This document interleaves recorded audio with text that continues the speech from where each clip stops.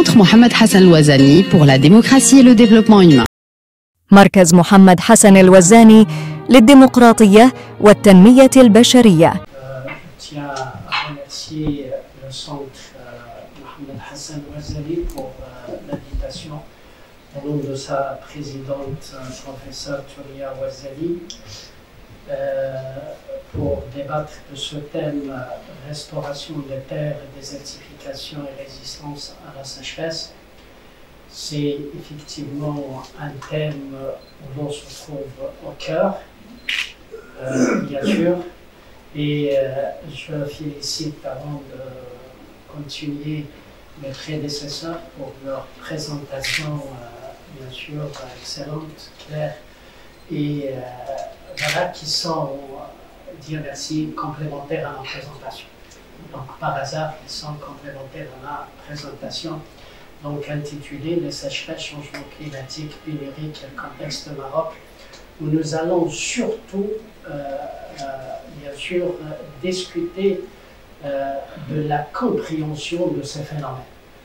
Et bien sûr, de ces phénomènes, bien sûr, déclinés à l'échelle précise marocaine.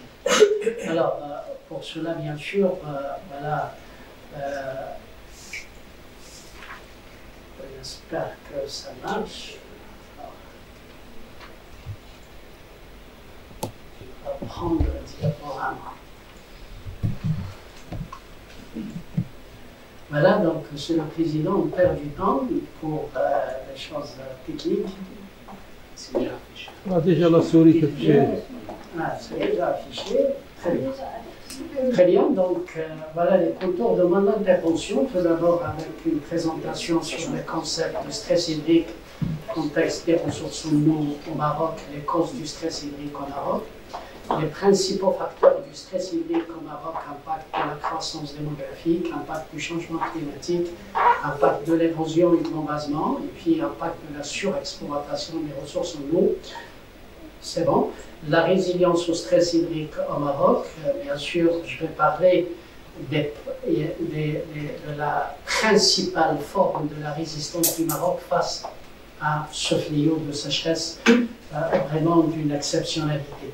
Donc il y a l'infrastructure hydraulique, la stratégie de développement des ressources en eau, mais le nexus stratégique de Sa Majesté le roi Mohamed VI eau, énergie, agriculture, et puis le recours en masse aux zones conventionnelles, notamment le dessalement, et je continue, enfin je finirai par une discussion, conclusion et recommandation. Je passe vite, introduction, et dans l'introduction, je voudrais juste soulever une question, bien sûr, importante.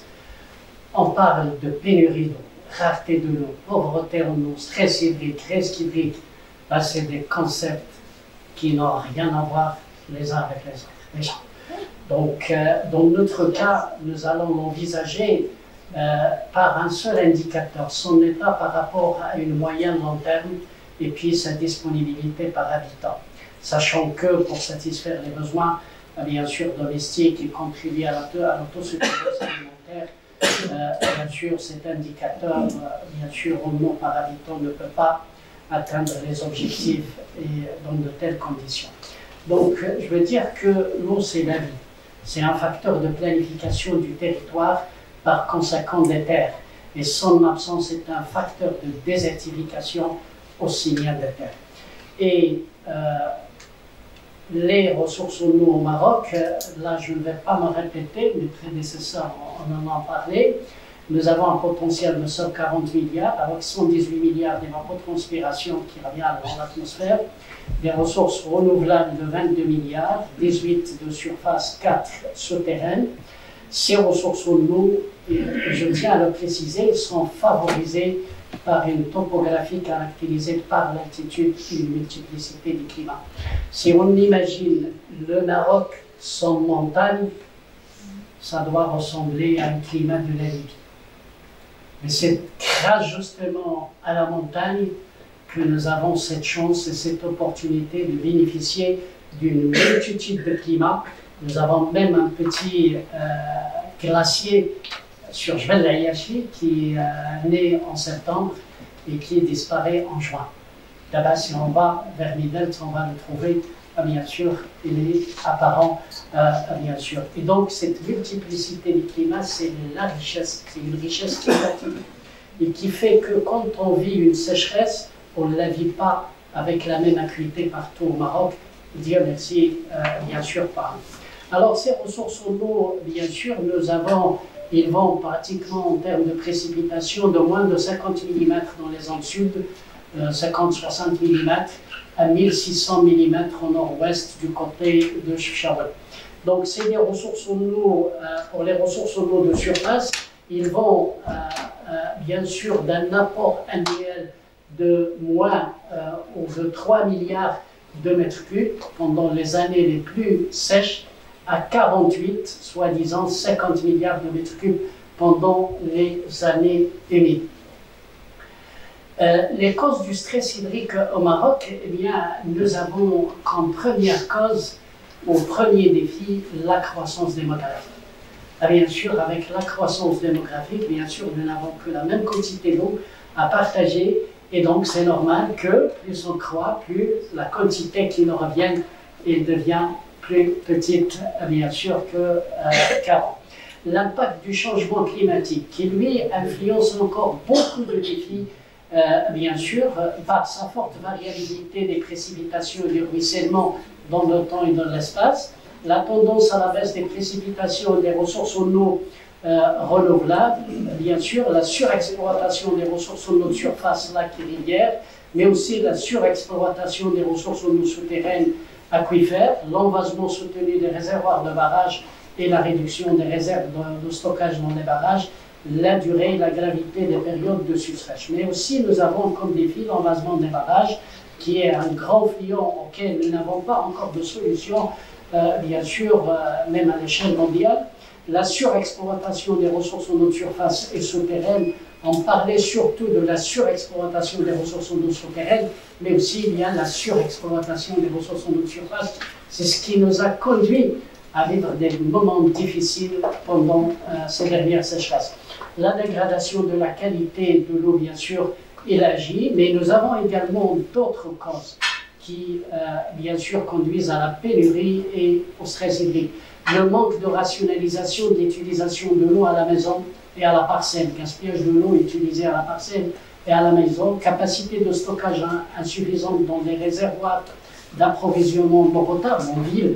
Aussi, il faut doter les villes de réservoirs de stockage pour permettre justement d'assurer l'approvisionnement. Autrement, si la capacité est petite, on risque d'avoir une pénurie, une mauvaise conception des ouvrages. Nous avons des ouvrages malheureusement mal conçus, mais pas toujours, bien sûr, parce que notre ingénierie, quand même, il a évolué et maintenant les conceptions sont de plus en plus fiables. Et donc, une mauvaise conception peut conduire à la pénurie, bien sûr. Utiliser des pratiques de coupure d'eau aussi, à chaque fois que l'eau est distribuée, les utilisateurs les plus proches, bien sûr, de la source d'eau stockent plus d'eau que les plus éloignés. Bien sûr, quand on coupe et on procède par coupure, les gens qui sont prêts à l'amont, bien sûr, ils collectent de l'eau dans les seaux, dans les bidons, ils collectent plus d'eau. Et par crainte de pénurie, bien sûr, et les zones qui sont loin du réseau, bien sûr, ils peuvent ne pas recevoir donc d'eau et ils peuvent vivre donc la pénurie. Le manque d'entretien des ouvrages d'utilisation de l'eau aussi, il agit la faible efficacité ou efficience des réseaux, le manque de flux écologique, bien sûr, avec la nécessité d'avoir de l'eau. Bien sûr, quand on construit un barrage, on arrête toute l'eau et bien sûr, toute l'écologie à l'aval, elle se trouve impactée. Les zones sans ressources en eau souterraine, et ça existe, notamment en montagne aussi, éventuellement des problèmes de gouvernance soulevés par le CESE, le nouveau modèle de développement et autres institutions marocaines. Alors, les principaux facteurs donc, de ce stress hydrique, je vais y revenir, la croissance démographique, eh bien, quand on voit, et comme le temps ne permet pas, je veux tout simplement dire que, bien sûr, nous sommes, bien sûr, en train d'augmenter parce que c'est tout à fait normal, mais il faut dire que, bien sûr, notre taux d'accroissement, il est en baisse. Aujourd'hui, il est de 1,25. Et avec le recensement peut-être de 2024, il va être moins que ça. Et donc, pour dire que d'ici 2045-2050, notre population va se stabiliser. Dieu merci pour les ressources en eau et pour la pression sur les ressources en eau, bien sûr. Donc ça, c'est quand même une chose importante et je vais passer parce que l'impact du changement climatique, et là je vais m'attarder surtout sur la compréhension de ce phénomène de changement climatique et de sécheresse au Maroc. Et là, nous allons voir, bien sûr, ces années excédentaires et ces années déficitaires, sanawat al-ijaf, sanawat al-montirab. Et donc, nous allons vraiment l'expliquer à ce niveau-là. Il faut dire que Maroc, nous avons constaté qu'il y a changement climatique à partir de 1970. À partir de 1970, et la politique de l'eau a été lancée en 1967 par Feu Sa Majesté Hassan II, que Dieu l'ait en sa sainte miséricorde, avant même, bien sûr, de connaître quel est le départ, bien sûr, de l'impact du changement climatique au Maroc. Donc c'était par clairvoyance, bien sûr. Mais ce n'est qu'en 1978 que vraiment l'impact, bien sûr, est observé, bien sûr, comme on l'avait sur ce graphique, la zone ici de séparation 1978. Alors, avant 1978, on avait affaire à des cycles courts d'années sèches successives. On a des années sèches de 1 à 3 années, mais on a des années humides qui vont jusqu'à 6 années successives. Et puis aussi, l'acuité des années sèches était faible, bien sûr, mais avec des inondations d'envergure. Vous vous rappelez, beaucoup de plaines au Maroc ont connu des inondations d'envergure. Alors, c'est pratiquement annuel, mais vous vous rappelez du Ziz aussi, en 1965, la crue d'El Ziz qui a conduit à la dévastation et la dégradation de la palmeraie, mais aussi, s'il a donné la chance à la mise en place du barrage Hassan Dakhil avec une surtaxe sur le sucre, sur les pannes de sucre. Il y avait Hassan II, bien sûr, Hassan II avait mis une taxe sur le sucre pour avoir des financements pour construire le barrage Hassan II et éviter bien sûr ces inondations, mais aussi pour le développement de la plaine de Tafilat agricole. Mais nous avons, après 78, des cycles longs, bien sûr, après 78, les cycles de sécheresse sont devenus longs. On avait même enregistré de 1 à 10 années successives d'années sèches après 1978. Mais là, c'est à l'échelle nationale. Il cache des disparités à l'échelle régionale, bien sûr. Mais aussi des cycles courts, donc c'est l'inverse, des cycles courts d'années humides successives, 1 à 3, avec des fréquences, bien sûr, extrêmes, des acuités des années sèches sévères et inondations de petits bassins versants, voire même dans l'urbain. Casablanca a fait aussi l'objet d'inondations, bien sûr. Donc là, il faut dire que les chiffres que nous avons sur les ressources en eau, malheureusement, ils sont contestés à plusieurs reprises par le grand public, les citoyens, les chercheurs.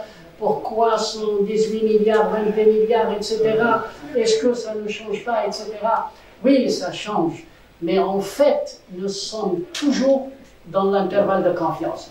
Et ce ne sont pas des chiffres qu'on calcule sur une petite ou une courte période, 10 années, 20 années, 30 années, même 40 années. On les calcule sur des périodes de 50 années. Donc il n'y a pas lieu vraiment de réfléchir, de les changer, sauf si on vivra également une autre cinquantaine d'années. Bien sûr, c'est à ce moment-là qu'on peut chercher à les changer, mais nous restons dans l'intervalle de confiance, bien sûr. Mais cette sécheresse, bien sûr, la sécheresse que nous vivons, elle est observée dans le temps en 1992, mais aussi en 1956. Donc c'est des choses que nous avons vécues. Nous avons vécu dans le passé ce genre de sécheresse. Et à l'époque, nous n'avons pas d'infrastructure, bien sûr. Et est-ce qu'on va sortir de cette sécheresse? Là, effectivement, il faut dire que sur une période de 7 années, le Dieu est clément. On peut avoir des apports de 30 milliards de mètres cubes. Et sur des périodes de 50 ans, des périodes autour de 50 ans, les apports aussi peuvent dépasser même les 40 milliards. Et donc, bien sûr, nous n'avons pas à craindre beaucoup de choses, bien sûr, de ces phénomènes. C'est des phénomènes, bien sûr, naturels, mais aussi, on peut vivre dans l'espace d'une période de 150 ans, entre 100 ans, 200 ans, une année plus sévère que celle que nous avons eue. Une année où l'apport devrait descendre, par exemple, à 1,6 milliard, la moitié de ce que nous avons, bien sûr. Mais, bien sûr, c'est des données statistiques, nous les connaissons, bien sûr, mais en fait, sur une période de 50 à 100 ans, on peut vivre également, on peut avoir des apports de 50 milliards, bien sûr, comme je l'ai expliqué. L'envasement, bien sûr, c'est un phénomène très complexe et pour lequel nous n'avons pas de solution. Alors, la seule solution que nous avions pour l'envasement, c'est que dans la conception de nos ouvrages, les barrages, eh bien, on réserve une capacité pour recevoir la base qui va venir sur 50 années de période, la durée de vie d'un barrage. Et donc, c'est comme ça qu'on fait pour lutter contre ce fléau, bien sûr. Mais si le barrage dépasse cette capacité, on aurait des problèmes dans les barrages, bien sûr. Ils vont perturber les ouvrages, notamment les vidanges de fond et d'autres ouvrages, bien sûr. Et bien sûr, je ne vais pas parler des chiffres, le temps ne le permet pas, mais aussi nous avons une surexploitation des ressources, parce que nous avons encore une disponibilité dans les barrages, une capacité de 20 milliards, donc il y a de l'eau, bien sûr, on essaye de donner l'eau, bien sûr, donc il y a un gaspillage, il fallait économiser pour ne pas tomber, bien sûr, dans les difficultés de cette année, le taux de remplissage d'ailleurs qui a été aussi présenté par ma collègue Persal Louader, et bien sûr l'épuisement des niveaux piézométriques des nappes. Nous avons des baisses de 3 à 6 mètres par an, bien sûr, de baisse dans les nappes, mais nous avons également une baisse et un tarissement de sources, bien sûr. Alors maintenant, qui a fait donc la résilience de notre pays face à ce phénomène de sécheresse et de changement climatique? Eh bien, cette résilience, je vais la résumer sur les 4 formes de base, bien sûr, qui sont la première forme. Par rapport aux années 90, 80, 70, 60, on n'avait pas suffisamment d'infrastructures. Dieu merci, aujourd'hui, nous avons mis en place une infrastructure hydraulique importante, 154 barrages, des conduites d'alimentation en eau potable, vraiment qui jalonnent presque tout le pays, et ainsi de suite. Et également des réseaux d'assainissement, des réseaux, bien sûr, d'épuration des eaux, 159 stations d'épuration. Donc c'était grâce à cette infrastructure.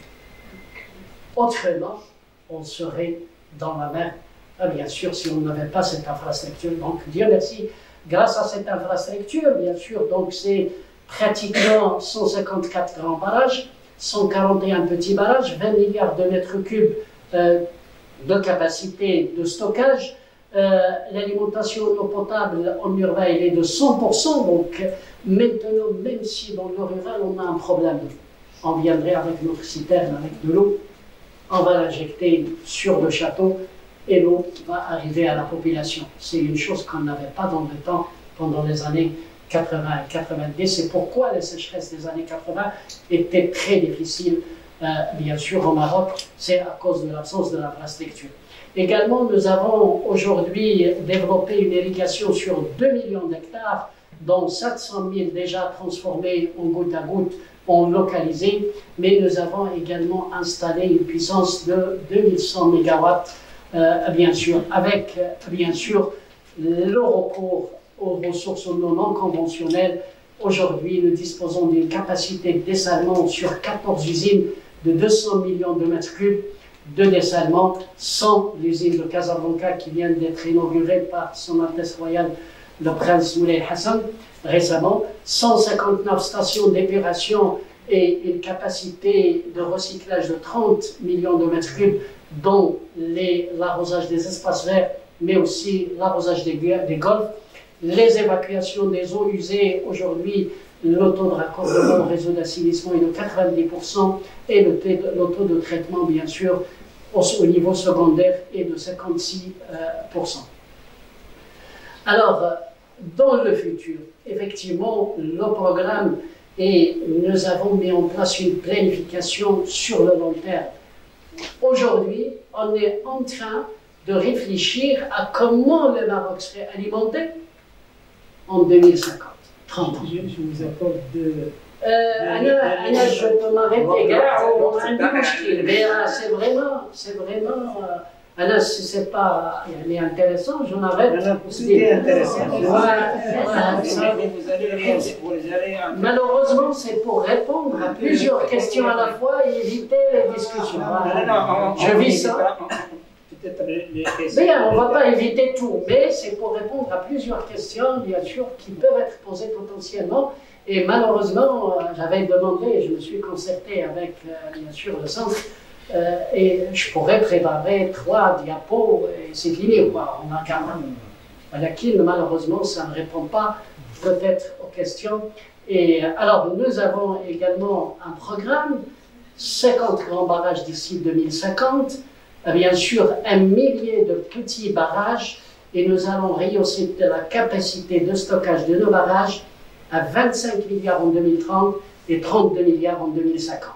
Alors pourquoi, bien sûr ça aussi c'est une critique, pourquoi continuer à mobiliser l'eau par les barrages, etc. C'est une question qui est posée. Eh bien justement pour capter les années les plus humides. En année humide on a 50 milliards. Si on arrive à capter cette année-là, sur les 32 milliards que nous allons mettre en place, nous allons faire face bien sûr à des années de sécheresse successive de longue durée. Des projets aussi de transfert, en l'occurrence le transfert qui vient d'être mis en place entre le Sobo et le Bourgrag pour 15 mètres cubes secondes aujourd'hui, mais qui peut aller à 840 millions de mètres cubes par an. Nous avons également une capacité de dessalement. La capacité de dessalement, quand on a commencé, sans la présente sécheresse, bien sûr, on avait planifié 500 millions de mètres cubes par an. Mais avec cette sécheresse, la leçon, c'est d'augmenter le dessalement et nous sommes passés déjà, et on prévoit en 2030, le dessalement d'1,5 milliard de mètres cubes par an. Et en 2050, on arriverait à presque 2 milliards, 1,8 milliard de mètres cubes par an, bien sûr. Les capacités de recyclage de 325 millions de mètres cubes par an, aujourd'hui ils sont de 34, et la collecte des eaux pluviales, on va aller à 100 millions en 2030, 300 millions en 2050. Pour l'eau potable, bien sûr, nous allons améliorer l'efficience des réseaux. Vous savez que dans les réseaux, nous avons des pertes d'eau énormes qui sont supérieures à 20%, 25%, parfois 30% dans certaines villes. Malheureusement, ils sont même de 50% de pertes. Et l'amélioration de cette efficience va nous apporter quelques 120 millions déjà de mètres cubes supplémentaires pour l'avenir. Bien sûr, améliorer le niveau de traitement, bien sûr, des eaux usées et leur recyclage pour l'arrosage des espaces verts, mais aussi les golfs et dans l'irrigation, avec aujourd'hui 159 stations d'épuration, etc. L'irrigation, aujourd'hui, avec les 2 programmes, bien sûr, avec le plan Génération Green ou Génération Verte, bien sûr, nous allons gagner quelques 2,3 milliards de mètres cubes dans l'économie de l'eau en irrigation, bien sûr. La capacité installée hydroélectrique, vous savez que la première énergie renouvelable, c'est l'hydroélectricité. C'est ce qu'on avait exploité avant d'exploiter ni le solaire ni l'éolien. Et en 2000, cette capacité faisait 30% de la puissance installée au niveau marocain. Et ça nous économise quelques 720 000 tonnes de fuel par an. Ça ne vous dérange pas? Peut-être que vous allez revenir. Là, je termine, là j'arrête. Non, non. Parce que Monsieur le Président, j'ai besoin peut-être de 5 minutes, on va dire salé. Non, non, je vous accorde 2 minutes, parce que vous avez dépassé. Je vous accorde encore 2 minutes. Ok. Alors, la deuxième forme de résilience, c'est notre stratégie adoptée avec cette planification lointaine de 30 ans. On ne reste pas jusqu'à ce que nos problèmes se posent pour commencer à réagir pour le résoudre. Eh bien, on y pense 30 ans à l'avance. Cette planification lointaine, c'est dans la stratégie. Et comme Monsieur le Président insiste, je ne vais pas parler de cette stratégie, bien sûr, et je vais bien sûr passer sur cette stratégie, bien sûr. Mais là, je voudrais insister sur une chose.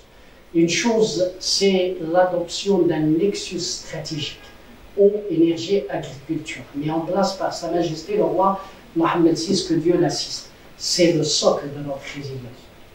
Vous savez, bien sûr, on dit que le Conseil supérieur ne se réunit pas, etc. Mais nous avons mieux que ça. Sa Majesté, bien sûr, a mis une triple stratégie. Celle de l'eau, de l'agriculture et de l'énergie en parallèle. Et nous allons les voir, bien sûr, sur ce tableau-là. En 1967, le lancement de la politique des barrages. L'irrigation d'1 million d'hectares en l'an 2000, le développement de l'énergie hydroélectrique. Il faut dire que pendant les années 60, on a même exporté de l'énergie hydroélectrique à l'Algérie. Bien sûr, il y a ceux qui ne le connaissent pas. On a exporté de l'énergie hydroélectrique à l'Algérie. En 2000-2001, à l'aviation du Conseil supérieur, bien sûr, Sa Majesté avait demandé de l'élaboration d'une stratégie 2030 visant à assurer la sécurité de l'eau dans le pays. Mais en même temps, il y avait le lancement de la stratégie agricole 2020 et il y avait la continuité de l'installation de l'hydroélectricité à travers les barrages, dont le mix était de 30% en 2000, bien sûr. En 2008-2009, lancement de la stratégie de l'eau en 2009, 9 avril 2009, à Fès, sous la présidence de Sa Majesté, avec la signature des conventions de partenariat avec les collectivités territoriales, notamment et le lancement du plan Maroc Vert en 2008 pour 2010. L'élaboration de la stratégie énergétique en 2009. En 2015, il y avait la nouvelle loi de l'eau, bien sûr, avec la présentation de l'ambition d'atteindre 42% d'énergie renouvelable en 2020 et 52% à l'occasion de la COP 22 au Maroc. Et en 2020, lancement du programme PNA au pays, le Programme national de l'eau potable et de l'irrigation 2027 et lancement du plan Génération Green. Et en 2022, le discours à l'occasion de l'ouverture de la session parlementaire. Donc cette triple stratégie, bien sûr, Nexus eau, agriculture, était le socle de notre résilience. Autrement, bien sûr, on va avoir beaucoup de problèmes. Le recours en masse à bien sûr, à le dessalement, là, je ne vais pas entrer dans les détails, on va arriver à 1,8 milliard, bien sûr, tous les détails. Et voilà, j'arrive à la conclusion, Monsieur le Président, bien sûr, et là encore, je ne vais pas entrer dans les détails, mais il faut que nous sachions ce que nous avons pu faire à l'échelle marocaine, bien sûr. Ces indicateurs, par exemple, 93 kW par million de mètres cubes mobilisés, 107 hectares par million de mètres cubes mobilisés, 110,7 millions de mètres cubes par mégawatt installés, et ainsi de suite. Je ne vais pas entrer dans les détails, bien sûr, de ces ratios, mais c'est ce que nous avons pu réaliser à l'échelle marocaine avec la politique de l'eau. Alors, conséquence de la pénurie, bien sûr, on est un pays vulnérable à la sécheresse. Et donc, on devrait accepter qu'il y aurait quand même des limitations des usages à l'origine. Nous n'avons pas, par exemple, un transport fluvial. On peut ne pas avoir de l'hydroélectricité dans certaines zones, parce que nous avons des ressources limitées, pas d'irrigation aussi dans certaines zones, pas de loisirs, pas de devis sanitaire, la restriction temporaire d'usage spécifique. On peut arrêter l'hydroélectricité, arrêter l'agriculture.